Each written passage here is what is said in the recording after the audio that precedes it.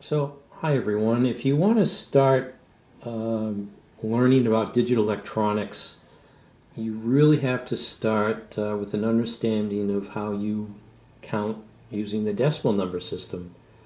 And I know we use it every day, but we don't give much thought to exactly how we count and how this number system works. It's a positional system, and we've got, when you think about it, we have 10 symbols representing the numbers in the number system. We've got 0, 1, 2, 3, 4, 5, 6, 7, 8, and 9. And why would we have, so including the 0, if we go to 10, we're just reusing the 0 and the 1 symbol. But there are 10, total of 10 symbols we use to count. And why do you think we have 10? Why would that be? Now, the only problem, if we wanted to design a computer, say, to deal with 10 different levels, it would be very complex. It would be easier to design a system that either had a 1 or a 0. And in electronics, that would be represented by either 0 volts or plus 5 volts, roughly. So you wouldn't have to have all the circuitry represent, somehow distinguish between 10 different levels. So with the decimal number system, it's also a weighted system, meaning depending on where a number is located, it is weighted more than the position to its right. So if you were to think about that, if we had like the number 82, let's say 82, this is actually 2 1s, and this is 8 10s. So to each position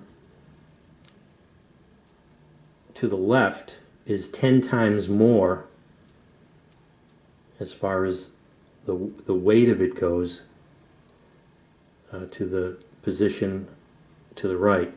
So this is actually 8, if you think about it, this is 8 10s, or 8 times 10, plus 2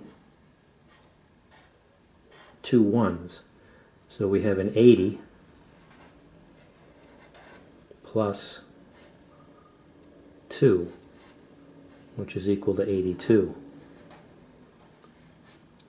And they call that a weighted system. So what you have here is you have each position is 10 times more than the position to the right. So without turning people off here, this is, if you can remember in algebra, anything anything to the 0 exponent, so the 10 to the 0 is 1. So you have anything in this position is just 1 unit. And as we go to this position, if we put a number in this position, it is going to be times 10. A factor of, so this position here is greater by a factor of 10, and also if we go this way, this is 10, this is going to be, this exponent just tells you how many 10s are here.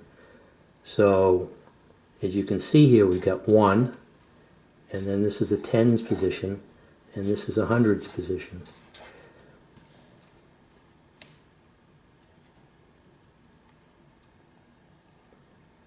So if we have a 1 and the symbol of a 1 and a 0 and 0, that of course is, if you add these all up, it's 100. So as we go in this direction, any of these symbols that we use, we multiply, depending on where it is, by a factor of 10.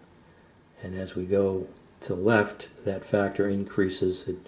It doubles, triples, quadruples. I hope that makes sense.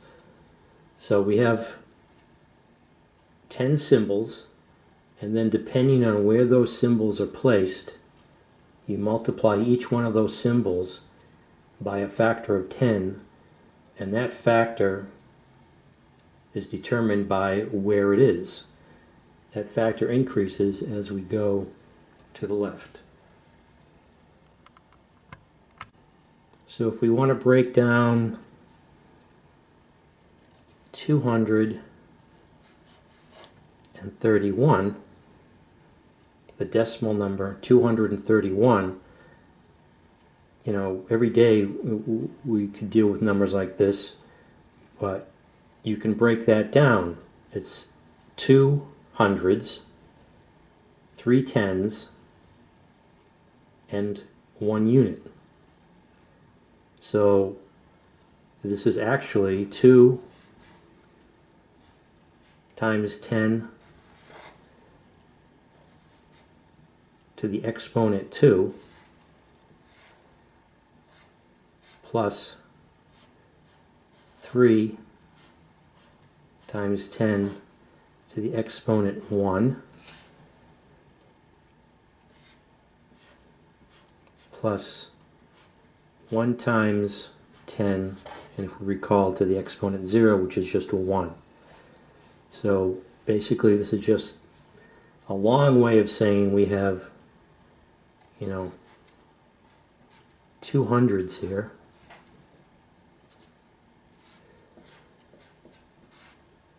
plus 3 tens,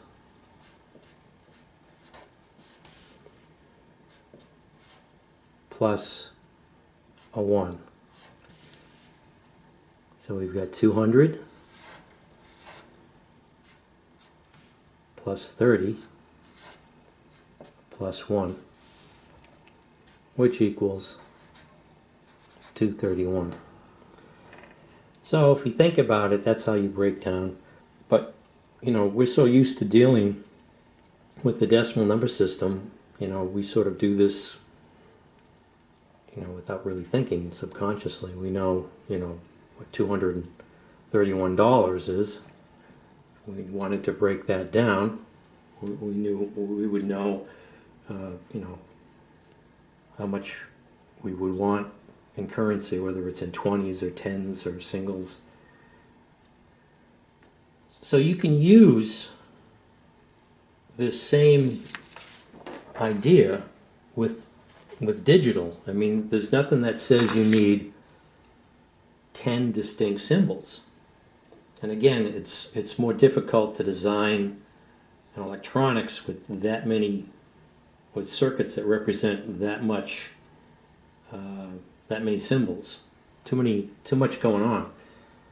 So in binary, you just deal with 2 symbols, a 0 and a 1.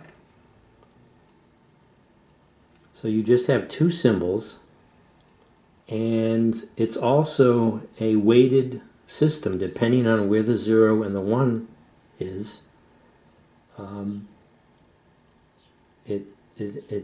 You multiply it by a weight, and instead of a decimal system, which is based on 10 times, each position is 10 times more, it's the base, since there's only 2, is 2. So if you have positions here,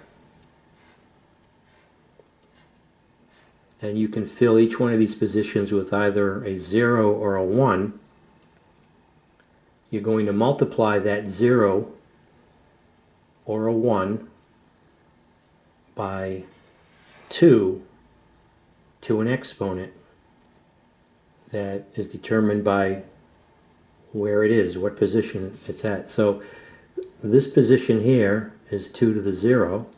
Remember, we used to have a 10 there when we're using decimal. And this is still equal to 1. Anything, this number is called the base. So anything that you have to the 0 exponent is always 1. This is 2 to the 1 exponent. This is 2 to the 2 exponent. This is 2 to the exponent 3. This is 2 to the exponent 4. And this is 2 to the exponent 5, and you just keep on going on down the line. So now we can count in binary. Now recall that when we count in decimal, right, once we've used up the symbols 0 through 9, what happens? So we've got, to backtrack a little bit here, we've got 0, 1, 2, 3, 4, 5, 6, 7, 8, 9. Okay, we've run out of symbols. What do? We start over again, but we now go into the position to the left, and we start off with a 1. So we got a 1 and a 0. So in this position, and then we do the same thing here. Once we cycle through, in this position, cycle through all these symbols 0 through 9, we jump into the next position and start counting all over again. And this happens every 10 symbols, 0 through 9. Well, the same thing happens in binary, where if you start counting, except it happens quicker. You have a 0, and we have a 1. Well, we finished using all the symbols. So now we add a 1, and then we have a 0. And we have, this still stays a 1, because we have a 1 that can cycle through again. And what has happened? Well, we now have to jump, because we've used all our symbols for these two positions. We have to jump into the next position. So we have a 1, 0, and 0. And you can, if you look here, there's a pattern. This position changes every other, right? 0, 1, 0, 1. This stays the same symbol every 2 positions. So if we want to count in binary, again, we only have 2 symbols, but we still have the weighted positions. So we start off with 0, and then we would go to 1, and we go to 0 again, but we now have to jump into the position to the left. So a 1 and a 0. Now the 0 can switch over to a 1 again, and so we've incremented, we've counted, we're still counting, we've changed, but now we have these 2 positions. We've used the 1s. This has to go to a 0 again. This has to go to a 0, and we jump into the next position with a 1. And here we have a 1. So we've changed with different symbol-wise than the previous. We've made our change. This stays the 0, and this is a 1. And here, we change to 0, and this is a 1, and this stays a 1. This changes to a 1, a 1, and a 1. And you can see a pattern here. So this position changes. This changes every 2 symbols. And this position changes every 4 symbols. And again, remember, each position here is weighted by an exponent. It's a base 2 to an exponent. So this is a 2 to the 0 position, this is 2 to the 1, and this is a 2 to the exponent 2. And it increases as we go to the left. So there is a rule, what you can see here now, so we have a 0. If we want to look at this in terms of decimal, we count 0 and 1, and in decimal we would say 2, right? So this is the binary symbol for 2, and then we would use the number or the symbol 3. In binary, this represents a 3. This represents the 4, a 5, a 6, and a 7. So if we want to represent 8, we actually need another position.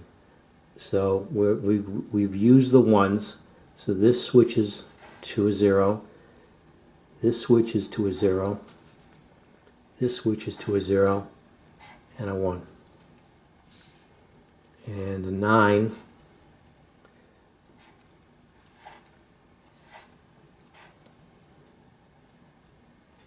So here we've counted 0 through 9 in decimal and 0 through 9 in binary. And you can see it takes more binary numbers to represent a decimal, counting in the decimal system.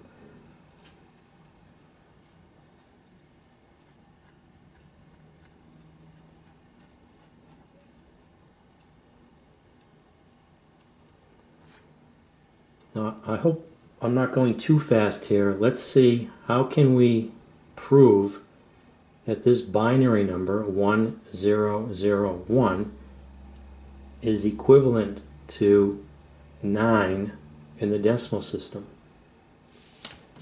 Well, if we break this number down, remember 1 0 0 1, just like in the decimal system, is a weighted position, except the weights are 2 to an exponent. So that's 0, that's 2 to the 1 exponent, that's 2 to the 2 exponent, and that's 2 to the 3. So if we break this down and we add each of these numbers up individually, we have from right to left, we've got, or it really doesn't matter which way we go here, we have, let's go from left to right. We have 1 times 2 to the 3rd plus 0 times 2 to the 2nd plus 0 times 2 to the 1, and we have 1, running out of room here, 1 times 2 to the 0. And if we look at these individually, 2 to the power of 3, which is 2 times 2 times 2 is an 8. Plus, well, this is 0 times anything is going to be 0.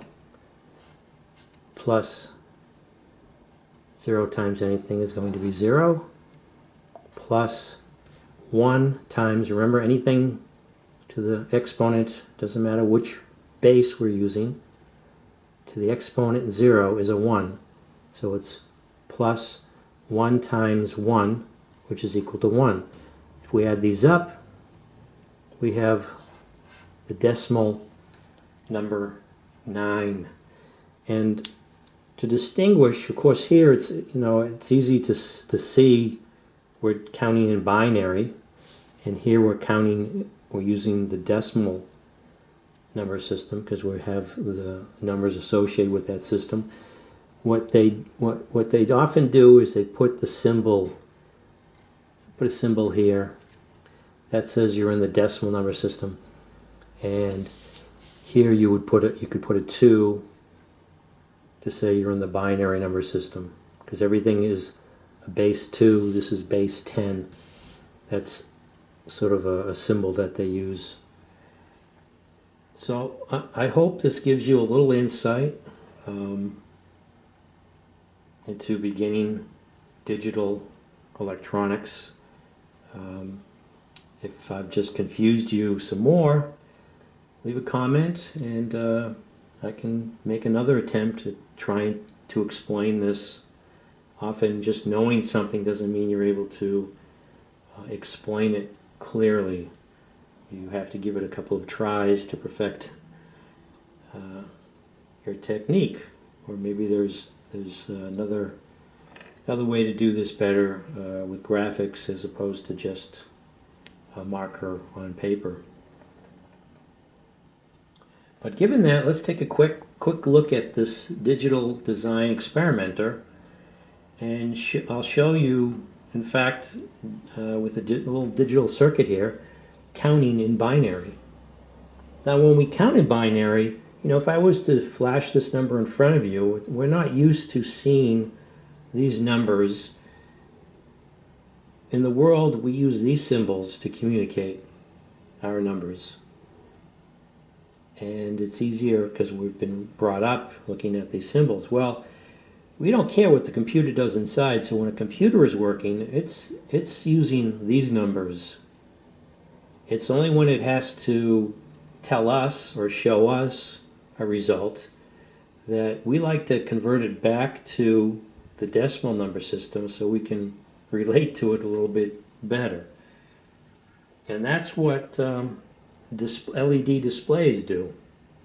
They convert the binary back into a decimal symbol version that we're more easily familiar with and able to understand on a day-to-day basis. So let me turn these lights off to make the LED display a little bit easier to see.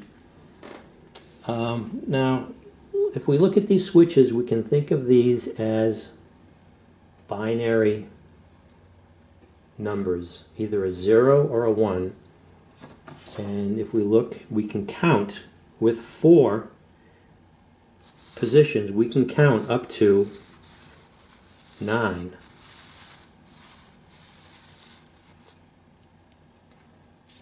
Actually, we can count higher with 4 bits, but let me show you how we count up to 9.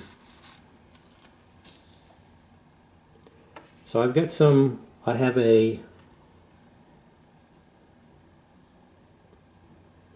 a circuit here that's going to translate these binary information into something more recognizable. It's on its side here, but you'll be able to see it. So let me turn this on, and you can see what we know or have learned to interpret as the number 0. So these are all 0.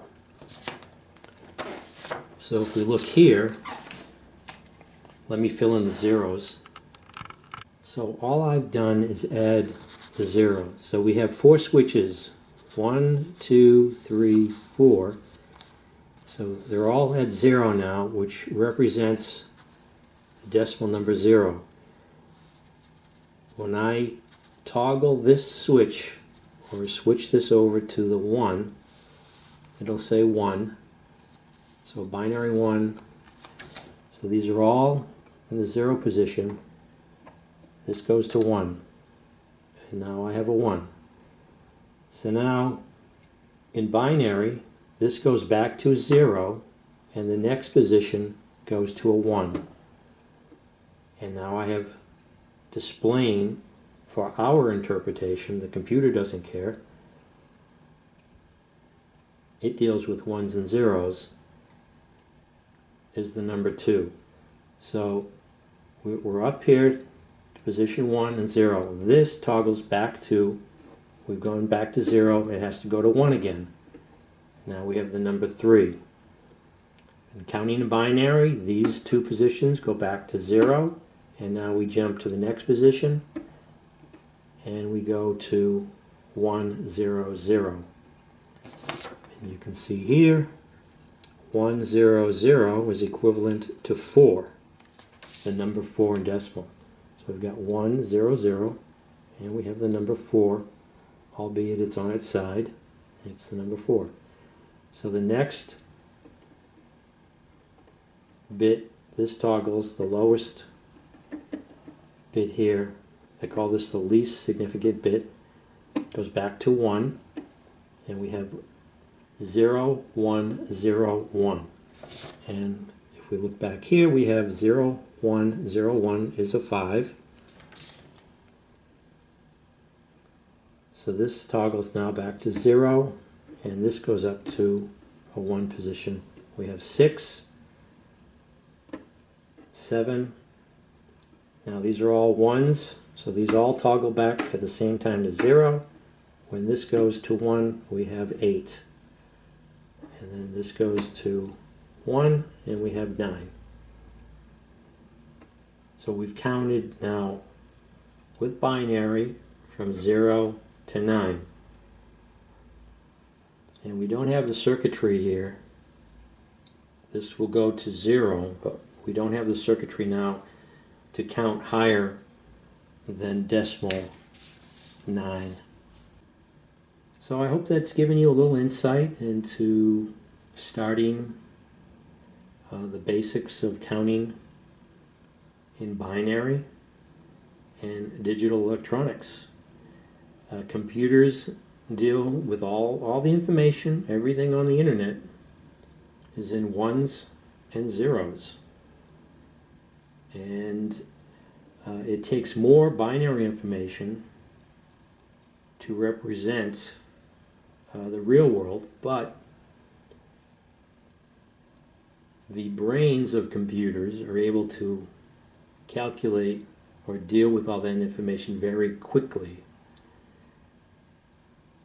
But since it's only a 0 and a 1, it's the easiest way, the least complex way for a computer to work, and it's the simplest, but the computer can deal with that simple information very quickly. So I hope that this has given you a little insight. Please feel free to comment, subscribe, and if I can improve this presentation, I'll try to, based on the comments. And I hope this has helped.